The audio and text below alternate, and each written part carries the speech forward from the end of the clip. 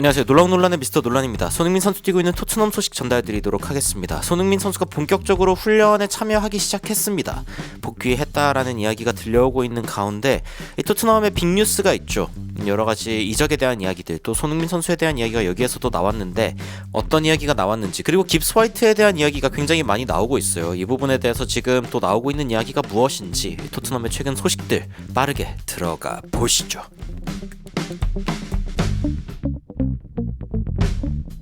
토트넘의 주요 이적 이슈에 대해서 일단은 어떤 이야기가 나오고 있는지 살펴보면은 디 애슬레틱에서 이런 이야기를 하고 있습니다.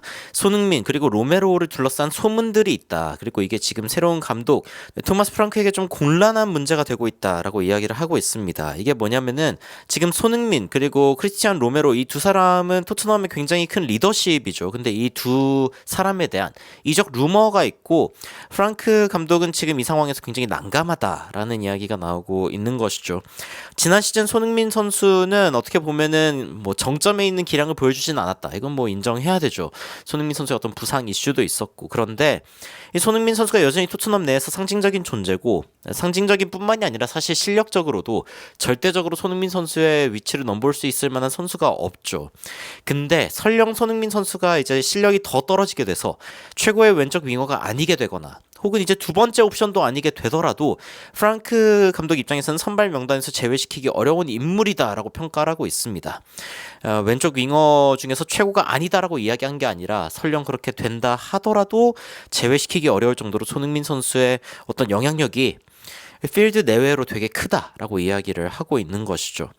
손흥민 선수가 올 여름에 토트넘과 이별하게 된다면 이라는 이야기가 나오고 있는 것으로 보아 손흥민 선수의 이적 가능성에 대해서 외신에서 아예 뭐 가능성이 없다라고까지는 이야기하지 않지만 손흥민 선수가 이때 떠나면은 또 17년 만에 우승 트로피를 토트넘에게 안긴 주역으로서 영광스럽게 떠나는 셈이 될 거다라고 평가가 나오고 있고, 그런데 이제 어떻게 보면은 손흥민 선수는 떠나지 않을 확률이 높다라고 제가 계속 이야기하고 있는데 지금 손흥민 선수가 토마스 프랑크 감독을 직접 만나기도 전이거든요. 그래서 이번에 훈련하고 또 어떤 이야기가 나오는지 이거를 좀 지켜보는 게 중요하지 않을까라는 생각이 듭니다. 로메로 같은 경우에는 좀 더 복잡하다라고 이야기가 나오면서 좋을 때, 집중할 때는 훌륭한 활약을 펼치는 건 맞는데 지난 시즌에는 몇 차례 치명적인 실수를 범하고 부상과 징계로 인한 결장률도 높은 편이다. 게다가 뭐 아틀레티코 마드리드에 간다 만다 이런 이야기들도 지속적으로 나오고 있었죠. 만약에 이 두 선수를 동시에 잃게 된다면 프랭크 감독은 안제 포스테코글루 감독의 후임으로서 리더십 공백이라는 굉장히 큰 과제를 안게 된다라고 이야기가 나오고 있습니다. 손흥민 선수가 중요한 이유는 물론 이제 실력적인 부분, 그리고 전술적으로 손흥민 선수가 소화할 수 있는 뭐 다양한 기능들 뿐만이 아니라 사실은 리더십의 측면에서도 굉장히 큰데, 손흥민 선수가 떠나게 되면 이 부분도 굉장히 큰 공백이 된다라고 이야기가 나오고 있는 것이죠. 그래서 일단 주요 이적 시장에 대한 문제에 대해서는 이런 이야기가 나왔고, 토트넘에 또 이야기가 나오고 있는 선수 중에 하나가 깁스 화이트에 대한 이야기입니다. 이 깁스 화이트 같은 경우에는 뭐 손흥민 선수의 직접적인 경쟁자라고 보기보다는 중앙에서 공격형 미드필더 혹은 오른쪽에서 뛰는 선수로 알려져 있죠. 그리고 그런 면에서는 좀 쿠두스랑 닮았습니다. 근데 쿠두스, 이번에 영입한 쿠두스 같은 경우에는 굉장히 돌파를 많이 하는 선수로 알려져 있고, 이 선수 같은 경우는 조금 더 플레이메이커 같은 역할로 보고 있는 것 같아요. 일단 쿠두스 정도에 대해서는 외신에서 어떤 이야기들이 나오고 있냐면은 굉장히 좀 신뢰할 수 있는 선수다. 그리고 매니저일 때 쿠두스에 대해서 평가를 이렇게 이야기합니다. 그러니까 골 넣으려고 하는 그러한 욕망이 굉장히 큰 선수이기 때문에 굉장히 슛 정확도에 대해서 노력하고 있는 그런 선수다라는 이야기가 나왔고, 그리고 이 선수가 좀 자유를 가지고 플레이를 할 때 좀 더 멋진 모습을 많이 보여줬다.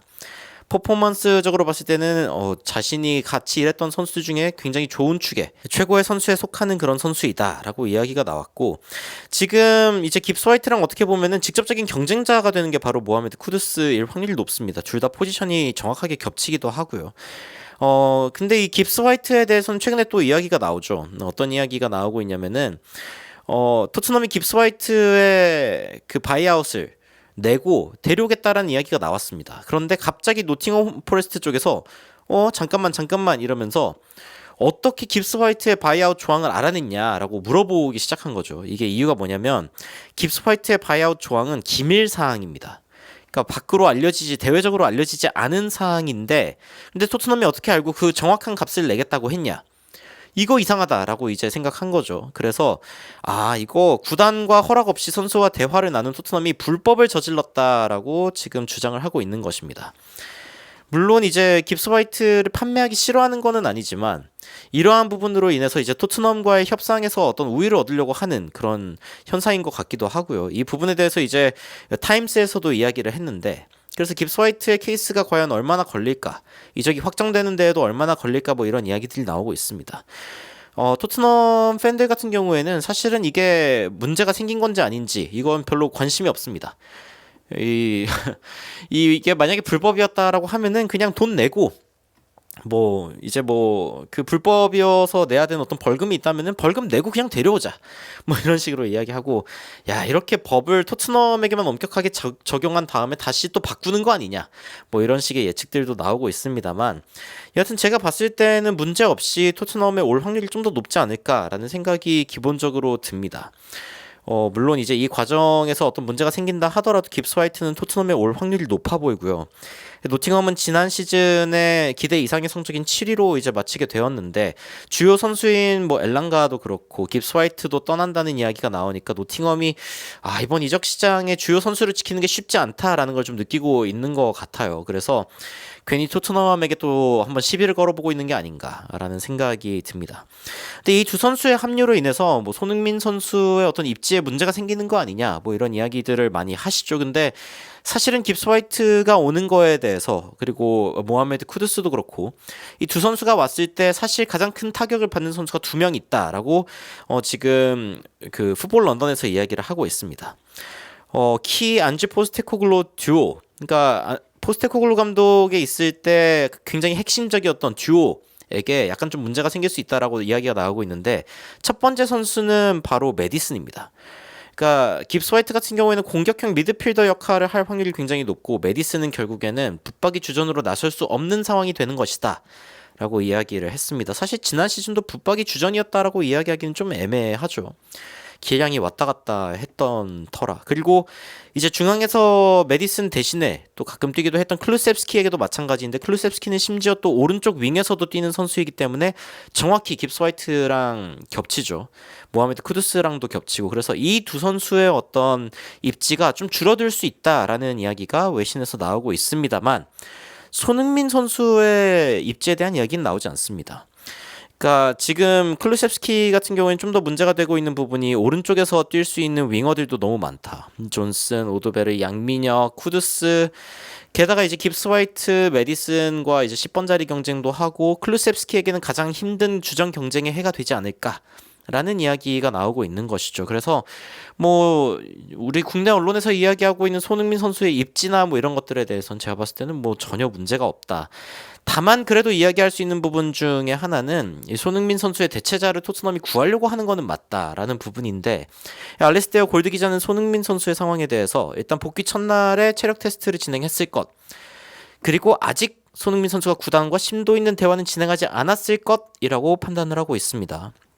토마스 프랭크 감독은 손흥민 선수의 몸 상태와 경기력을 직접 확인 후에 판단 내리길 원한다라고 이야기를 하면서, 개인적으로 이번 결정은 손흥민 본인의 설득에 달렸다. 그러니까 결국에는 손흥민 선수가 떠나고 싶지 않으면 안 떠난다. 이게 주요 내용인 것이고요. 손흥민 선수는 계약을 끝까지 이행하든 이적하든 선택은 존중받아야 한다라고 이야기를 하면서 프랭크 감독과 대화를 나눌 것, 즉 다가오는 18일 날의 이 기자회견에서 손흥민 선수가 어떻게 언급되느냐가 좀 중요하지 않을까라는 이야기를 했고, 저도 알레스테어 골드 기자의 말에 동의합니다. 물론 이제 외신에서는 사우디네 미국이네 여러 가지 이야기가 나오고 있기는 하지만요. 그리고 쿠두스, 화이트, 에제 등의 어떤 추가 영입을 통해서 손흥민 선수의 어떤 자리가 위협당할 수 있다라는 이야기를 하긴 하지만, 근데 사실 손흥민 선수를 대체하는 게 쉬운 일이 아닙니다. 토트넘이 이미 그걸 알고 있을 거고, 손흥민 선수를 꼭 대체해야 하는 시점에서 영입을 하는 게 아니라 대체하기 몇 년 전부터 준비를 해야겠죠. 그래서 쿠두스나 깁스 화이트 그리고 다른 영입들이 이 손흥민 선수의 이적을 준비하는 그런 행위일 수는 있겠으나, 이번 시즌 손흥민 선수를 바로 대체할 수 있는가, 이거에 대해서는 불가능하다라고 이야기할 수밖에 없겠죠. 여하튼 이번 시즌 손흥민 선수의 선택이 어떻게 될지 일단 훈련 복귀했다라는 이야기가 들려오고 있는데 이 손흥민 선수가 다가오는 프리시즌엔 어떤 활약을 보여주고 또 토트넘과는 어떤 관계를 이어나가게 될지 앞으로 다가오는 기자회견 내용들 그리고 외신 소식들 살펴보면서 여러분들께 전달드리도록 하겠습니다.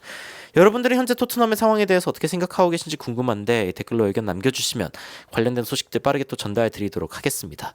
이상 놀라운 논란 미스터 논란이었습니다. 시청해주셔서 감사합니다.